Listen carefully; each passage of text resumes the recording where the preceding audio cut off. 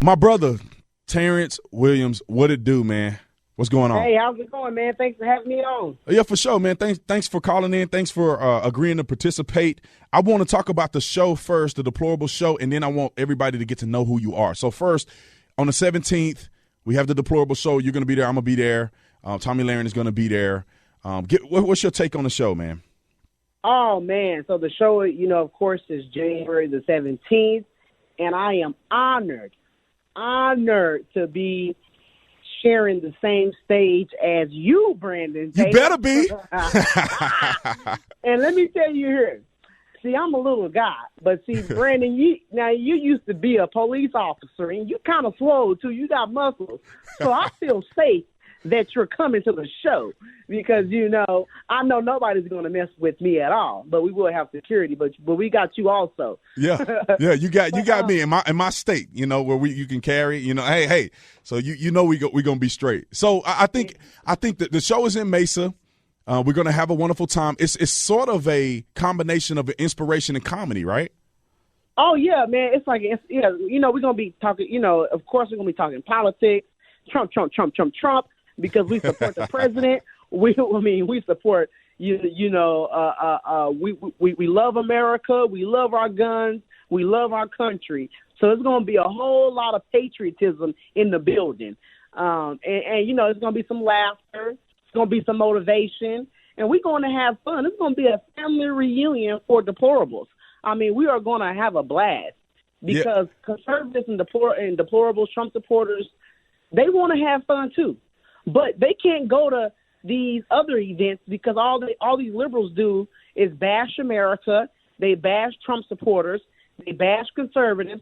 And don't nobody want to hear that. People want to have fun. So that's why we are doing this thing. Yeah, man. It was I filled in for you last year when you got into that accident, man, and it was tremendous, man. I was shocked at how funny it was.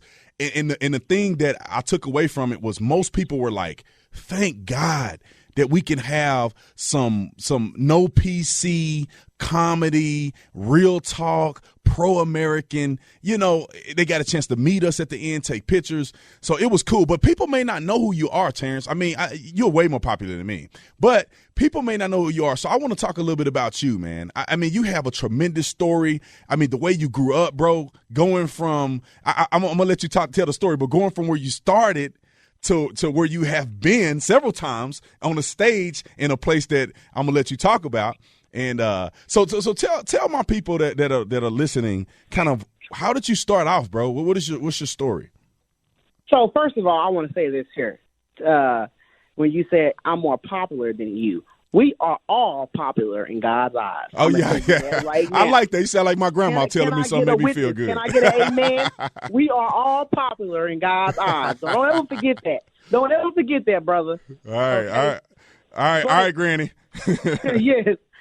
But the truth is this here, okay? I grew up in foster care. My mom had 9 children by 6 different fathers. She was addicted to drugs. And she neglected us, and we were in and out of the system. And I was in and out of foster homes my whole life, until I was about 15 years old. And it was a tough life, of course, but I didn't become a product of my environment. I didn't adopt a victim. Well, I did adopt a victim mentality, but then I abandoned that victim mentality. I let it go, and I made something of myself. And I was able to do that because in the United States of America, there's opportunity for everybody. No matter if you grew up piss poor, no matter if you grew up without money, without food. Amen. You still have an opportunity to be somebody in this country. No matter if you're black, white, Puerto Rican, Asian, you can be whoever you want to be in this country. And I thank God for that I was able to just beat the system, the foster care system, and not go down the wrong path, because there were times that I was going down the wrong path, but I got my head straight and I made something of myself because this is America. And I thank God for it all. So you went from the foster house to the White House, though. You went from being in foster care, neglected by your mom, to accomplishing or embracing the American dream and going all the way to the White House. As a people like to say a black man in America. It's true. As a black man in America, that is a tremendous accomplishment against all odds. But not only did you go to the White House, I want you to tell people what happened the last time you was at the White House. Who let you speak on the stage, man? And it was pretty much kissing your butt. Well, listen, you are right. And growing up, I never imagined that I would be at the White House. So, I went from the foster house to the White House. And it was kind of emotional because I just never thought that I would even be at the White House, let alone speak on the same stage as the President of the United States of America, speak on the same stage with the Commander-in-Chief, with the leader of the free world. I never thought that would happen. President Donald J. Trump called me on stage to speak, and he gave me a great introduction, and I was blown away. I'm still on cloud nine. I'm still this happened last October, and I'm still processing this. It's like, who gets called on stage by the president in the White House? Yeah, it's historic. It's historic. Come on now. Your kids are going to look back and be like, dang, my dad was at the White House speaking on the stage with the president. My daddy spoke with the president. That's my daddy. They're going to say, that's my daddy. Your daddy ain't never spoke with the president, but my daddy had. So, it was an honor. It was an honor to share the stage with a man that gave up his lavish lifestyle, right? That gave up everything to fight for Americans. President Donald J. Trump. I was as a black man in this country, it was an honor to stand on stage with a president that fights hard for the black community. And I think honor. And I think he fight harder than anybody else. We got a minute left. Terrence, I want you to stay on the phone. I want to bring you back in the next segment. We're going to continue to talk about President Trump and some of your experiences and the event that we have coming up. You guys are listening to the Brandon Tatum Show. Make sure you stay tuned. I'm talking to Terrence Williams, one of the biggest celebrities, social media personalities, a comedian. We have a show coming up in Mesa, Arizona. Y'all better stay tuned. Hold the phone. Welcome back. You're listening to the Brandon Tatum Show every Saturday at 6 p.m. Real talk, uncut. Y'all know what it is. If you're not following me on social media, make sure you follow me at Theofficertatum. I got my brother Terrence Williams on the line. Terrence is a social media superstar. He's been invited to the White House probably as many times as I have, probably over 5 times. Personally allowed by the president to speak on the same stage as the president behind the presidential seal. I haven't even gotten that yet. So Terrence is with us. We're talking about a bunch of really cool stuff. Let me bring him back in. Terrence, are you there? Hey, I'm here, brother. Thank you. Hey, brother, I want to continue to talk about the president because there's a sentiment out here, and you know about it, and most people know about it, that the president is a flaming racist, is what they call it, that he hate black people. I mean, what's your take on President Trump and his feelings towards black people in America? First of all, I honestly don't think President Trump sees color. And the only color that he do see is green, and he want green for America. He want America to prosper. He want Americans to make a lot of money. He want Americans to do well financially and mentally and physically.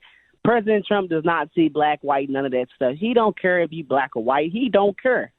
So people can miss me with all that racism stuff because this president does not see color. Why do you think people say that, though? Bogus. Why do you think people say it? Why do you think other blacks are like, because, he only got 3 to 5% of the black vote or something like that. Why do you think most black people don't like him? Well, the thing is, it's easy black people don't know that black people think they don't like him. Right. They don't know nothing. The ones who claim that they don't like him, they don't know nothing about this president at all.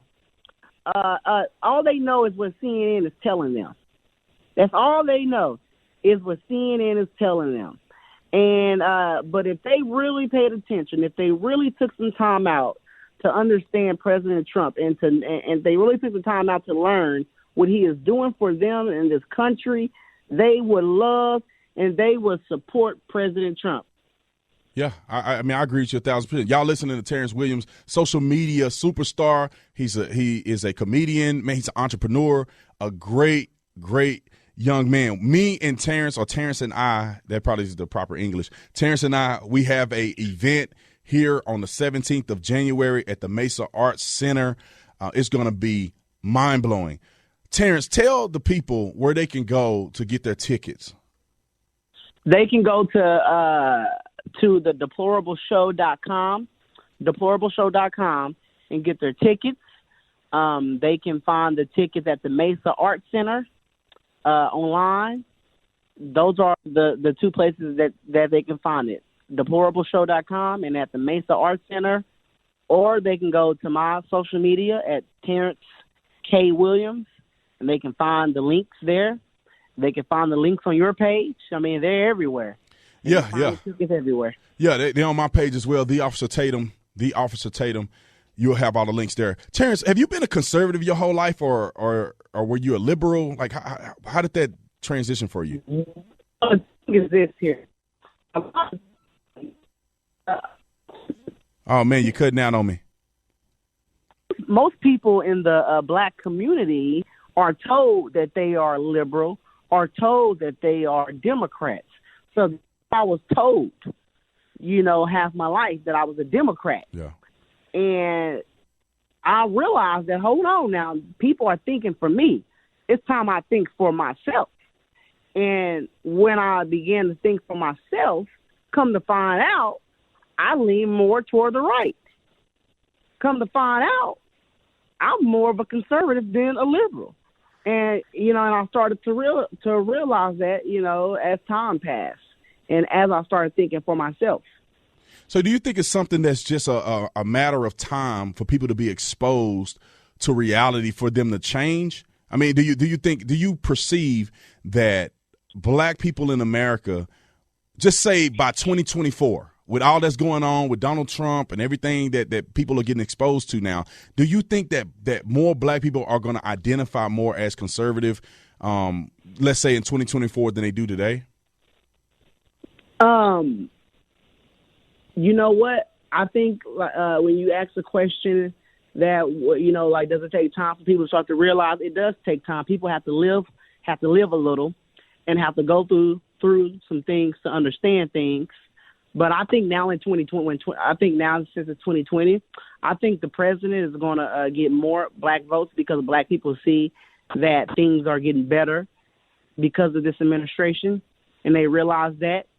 And I think it's going to be a surprising thing. I think President Trump is going to be surprised by how many black people vote for him this year. I think I will be surprised, and I think you'll be surprised too. I think it's going to be a number that none of us expected at all. And I know, and the reason why, and I think because think about this for a minute. I don't think you were into politics very much, and I'll let you correct me if I'm wrong, but I don't think you were in politics very much before Trump. I wasn't. I mean, I voted for Barack Obama, but I wasn't enthusiastic about politics. Somebody like, and a lot of people know Candace Owens have millions of followers on all those social media platforms. She wasn't into politics before President Trump. And you see at least three David Harris Jr. I mean, we can go down the list. You see 3 or 4 very prominent African-American people who have access or have been able to reach millions of people a month are now having a platform to support the president. So I think that, similar to what you said, and also what we have seen in 2016, how many people have emerged, I think 2020 is going to be an absolute landslide in the black community and people around America. Yeah, exactly. You know what? Before Trump, I was talking about some social issues during the, and then I was talking about things going on in America, but I wasn't heavily involved in politics. I wasn't involved in much politics at all. But I did keep up with politics. I didn't speak on it, but I did keep up with them. And my fans asked me, Terrence, who are you going to be voting for in 2016, Hillary or Trump? And I told one of my family members, I said, I'm going to tell these people I'm voting for Trump because that's what I'm voting for. They said, Terrence, don't do that or you will never make it in Hollywood because you want to be an actor and a comedian. Do not say Trump. I said Trump because you're not about to tell me that I can't speak my mind. nobody is about to make me hush up about the things that I believe in. True. And I should not be scared to show my support for an American that wants to be a president, that wants to do great things for America. I should not have to feel bad because I support the leader of the free world, President Donald J. Trump, the commander-in-chief, the best president we have ever seen. Amen. Next to Abraham Lincoln. Yeah. And Trump beat Abraham Lincoln in some polls. Yeah.